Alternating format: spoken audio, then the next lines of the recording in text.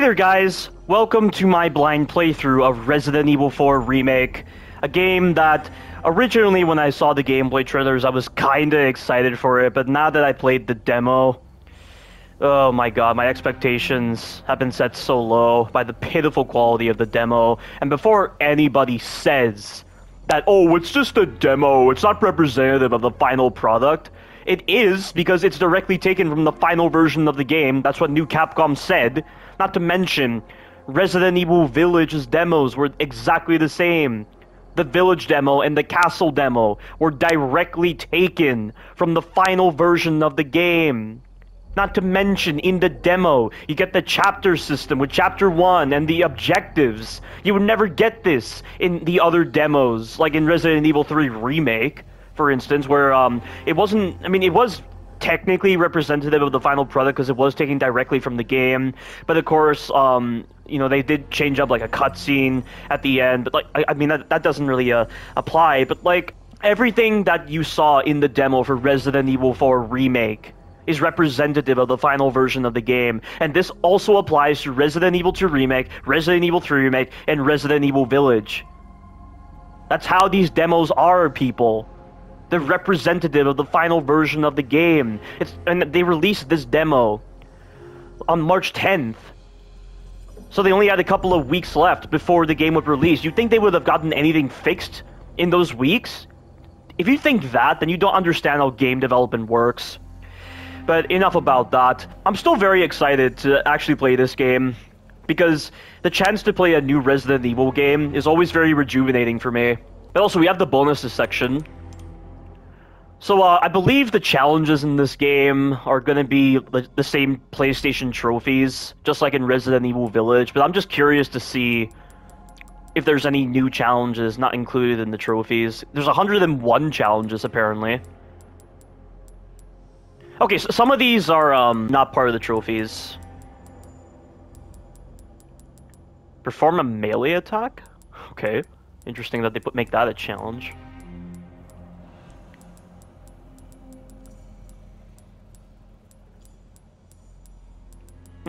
So what are the different weapons we have? Handgun, shotgun, rifle, submachine gun, bolt thrower, magnum, melee attacks, knife, explosives, flash grenades, yep.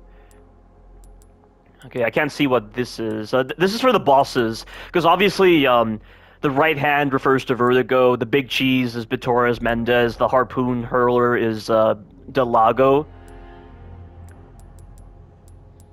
This one's Salazar, this one's Krauser. Small time. I think that's with Sadler? Is U3 a boss in this game? I can't remember from the trophies list. I think he was. I'll have to see it again. Hit an enemy with an egg. Now, I noticed this in the demo when I was actually rewatching the footage, but when I threw grenades and the impact of the grenade hit an enemy, it caused a stun, which is so fucking dumb. How can bullets not generate consistent stuns compared to a fucking grenade just dinging off an enemy? That's so stupid. Shoot dynamite in the hand of the Ganado. Okay, that's good to see. Defeat a Garrador using only knives. That's a trophy. Defeat 5 camouflaged Novicidors. Okay, so they're back. Defeat both El Gigante enemies without dropping them into the blast furnace? Oh. So you can actually drop both of them this time. In Resident Evil 4, this was so fucking stupid. So even though the blast furnace was big enough to actually engulf both of the El Gigante, you could not drop both of them. So even when you got both of them over the blast furnace, if you hit the switch, it would only show one of the El Gigante getting into the blast furnace and falling in, and then you would never be able to use the blast furnace on the other one. You'd have to defeat it through the most rudimentary method possible, which was just spamming the ladder animation, dropping down, and knifing the El Gigante while it was busy shaking the platform, because what other method could you possibly use? The El Gigante in that fight have way too much life, and it completely made it a repetitive, tiresome, boring experience. I mean, how the hell could they settle with that for a boss design? That's one of the worst encounters in Resident Evil 4, but it looks like this time you can drop both of them into the blast furnace, which I really like. Killed 2 parasites inside the regenerator with a single bullet. So this is a trophy as well.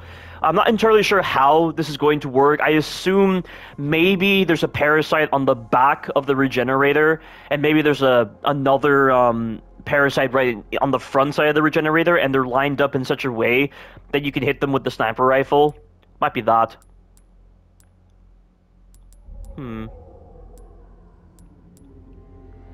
Survive the battle at the villa without blocking any of the windows with wooden planks. Well, it doesn't matter anyway, because clearly the enemies are going to be able to break through the wooden planks, as we saw with that one enemy that had the hammer that looked a lot like the Iron Head from Revelations 2. So, does it really matter? Okay, this was a trophy as well. That's a trophy. That's a trophy. So you can stop the enemies from getting onto the lift and stopping it. Which was something that wouldn't be possible in the original version of Resident Evil 4, even though you could literally see the enemies dropping from up top. And you couldn't stop them because the moment they went into the drop-down animation, you couldn't shoot them and trigger the ledge fall animation to actually kill them. Defeat 5 enemies with the iron balls in the clock tower. Iron balls? Is that supposed to be the replacement for the barrels that the enemies could unleash upon you, and the barrels would fall down the stairs to try to hit you, but you could also use those barrels to your advantage before Salazar's boss fight? Might be that. Defeat 5 enemies using the crane's wrecking ball. Oh, they brought back that sequence from Chapter 5.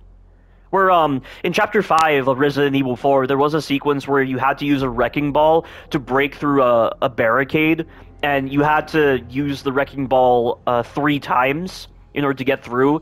And it wasn't so bad of a sequence so long as you had 2 flash grenades. I did not expect them to bring that sequence back. Escape on the water scooter without taking any damage. This is a trophy as well.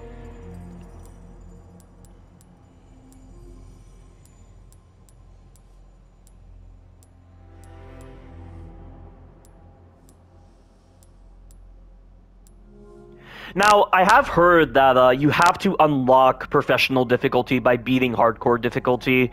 Big shout out to my subscriber, Italic Maze, for providing that information. And also, he mentioned that on the hardcore difficulty, the stuns are equally as bad as Mad Chainsaw mode.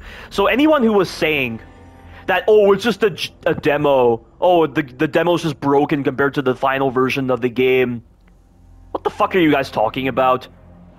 Everything they show with Mad Chainsaw mode is what is going to translate over to hardcore and professional difficulty. Yeah, fucking retards. Can you actually act like you've played a Resident Evil game, or you played any game in general, or you actually understand how the game developers actually work?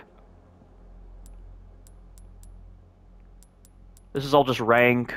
Complete the main story within 8 hours. That 8 hours requirement is insane.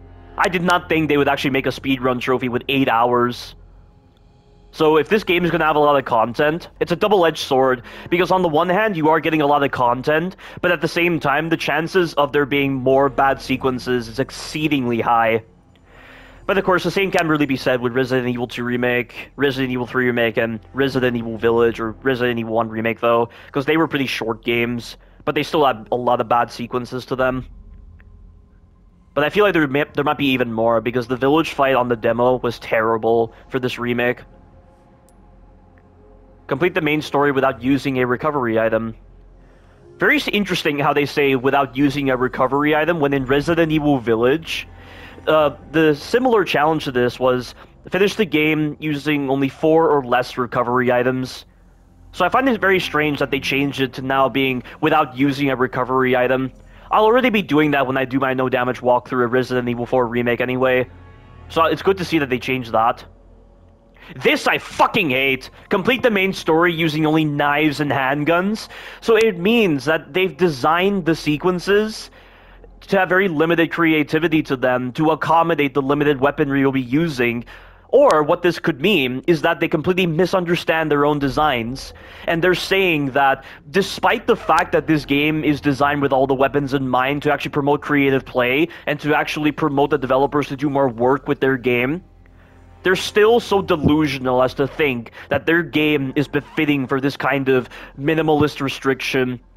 If you have to get an explanation as to why there is a folly to designing a game with a very limited restriction like knife only or handgun/knife only, then something's fucking wrong with you.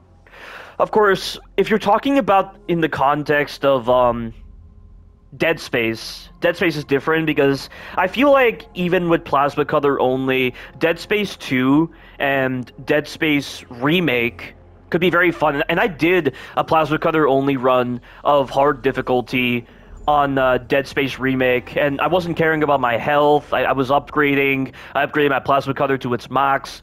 It was pretty fun, but at the same time, I do feel like some of the creativity was diluted. But of course, you have kinesis, you have stasis, so at least the game experience isn't hindered so much by the restriction. But in terms of a Resident Evil game, designing a Resident Evil game with knife only in mind, or with handgun / knife only in mind, has greater ramifications and consequences to the overall game design philosophy on so many levels compared to the Dead Space series. And really, like, Dead Space just feels like a series that just feels better to play when you're not worrying about your health. Because I feel like no damage could be very sluggish with the Dead Space games, whereas in Resident Evil, this is not the case. That's all I have to say about that. It's a really fucking stupid restriction, and I'm gonna chastise the hell out of these people that embrace stupid runs like these in my review for Resident Evil Village. Which, by the way, I'm up to, like, page 113, I believe, of the review for my audio recording. So yeah, I'll be done recording the audio portion of the review very soon, and then I have to find the necessary video footage for the review. It's a really fun review, and I'm really glad I'm contributing a lot of progress to it. Okay, so I do like that they're saying complete the main story without talking to the merchant once. That being said, though, Resident Evil Village had that 10,000 lei restriction, but the game experience was completely soured and completely ruined if you weren't going for the Duke. Because everything had so much life, everything had such limited creativity to them, everything had such limited movesets, and it was all there to force you to slot into the merchant system because everything had so much life. The stuns were completely removed as well on Resident Evil Village. And I cannot imagine why anyone in their right mind would think that Resident Evil Village is befitting for the no merchant restriction. It really isn't. It's so badly designed, and I did a 10,000 lei restriction for Resident Evil Village, and the entire game experience was atrocious. It didn't even feel like I was playing a game. It just felt like I was banging my head against the wall, or like someone else was scratching nails on a chalkboard, and it was just hurting my ears. That's how fucking feeble the 10,000 lei restriction was for Resident Evil Village. And admittedly, it might have been more befitting for hardcore difficulty, even though Miranda had way too much life on hardcore difficulty without the merchant. But on Village of Shadows, it's fucking feeble to indulge in no merchant in that game. Because Resident Evil Village is one of the worst balanced games I have ever played. The balancing in Resident Evil Village is terrible. And I expect the same from Resident Evil 4 Remake, based on what I played in the demo. And that's it. So nothing really interesting to take from there. And we have model viewers, just like in the previous games. So that's nice to see. I hope the model viewer actually has the descriptions, like in the concept art for Resident Evil Village. Although Resident Evil Village did have a model viewer and a concept art section as well. Oh, and this game does have a concept art section as well, so I hope they have descriptions. That'll be very interesting to see if they have that. But without further ado, let's get into this. Oh. So those descriptions were genuine. I saw these descriptions on some other website, but I was honestly surprised that they phrased it as such, but apparently this is new Capcom's phrasing. Stronger enemies and harder challenges. Fuck off with that bullshit, harder challenges. You think a broken experience leads to a harder challenge? You think forcing the player to find holes and exploits in your overall game design leads to a harder challenge? Shut the fuck up, you retarded development team. Because this is the same team that handled Resident Evil Village, and the Resident Evil Village development team is the stupidest development team I have ever seen for a Resident Evil game, by far. But enough talk, I'll reserve all this for the video. Let's get on with hardcore difficulty. And I will be doing a blind playthrough of professional difficulty as well. I promise so in one of my videos. But let's get into this.